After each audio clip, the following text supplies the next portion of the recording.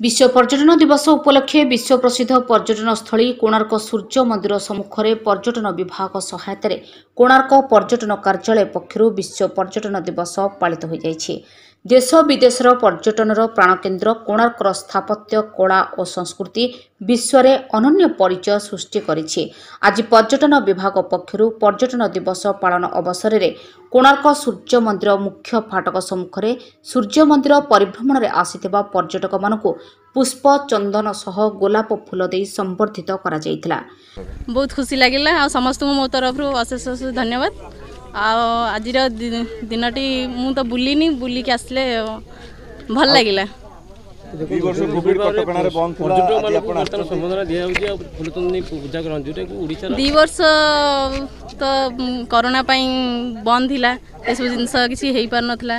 आज जा भगवान को दयारु ए सब जिंस हटि जाइछि। कोरोना महामारी दयारु हम समस्त भले अछु आ ए सब जिंस भल लागिला।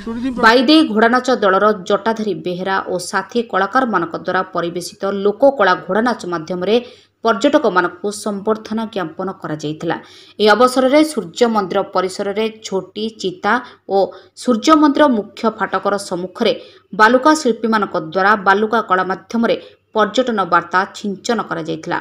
चलित वर्ष ए दिवस कोणार्क पर्यटन अधिकारी अमीय कुमार सेठी प्रचेष्टा एवं उद्यम जोगु फलप्रद होइता बेले पर्यटक मानकु विश्व ऐतिह्य कोणार्क सूर्य मंदिर संबंध में अवगत कराइबा सहित पर्यटन शिल्पर अभिवृद्धि लक्ष्य नहीं यह दिवस पालन करा जाउछि बोली पर्यटन अधिकारी अमीय कुमार सेठी सूचना दैछन्ति। कोरोनार प्रकोप कमी जाइए जहाँफल धीरे धीरे पर्यटक बढ़वे लगी। आम आशा करूँ ये विश्व पर्यटन दिवस अवसर में जेहेतु कोणार्क आम रोचे विश्व ऐतिह्य तेणु यहाँ देखापी यार कारुकार्यर मनोरम दृश्य देखापी विभिन्न राज्य तथा देश बाहर किभली भाव में अधिक अधिक पर्यटक आसवे मो प्रयास रखी जे आपण मैंने मीडिया भाई मान अनुरोध आपण मैंने यार प्रसार करूँ जहाँफल अधिक अधिक पर्यटक आसवे।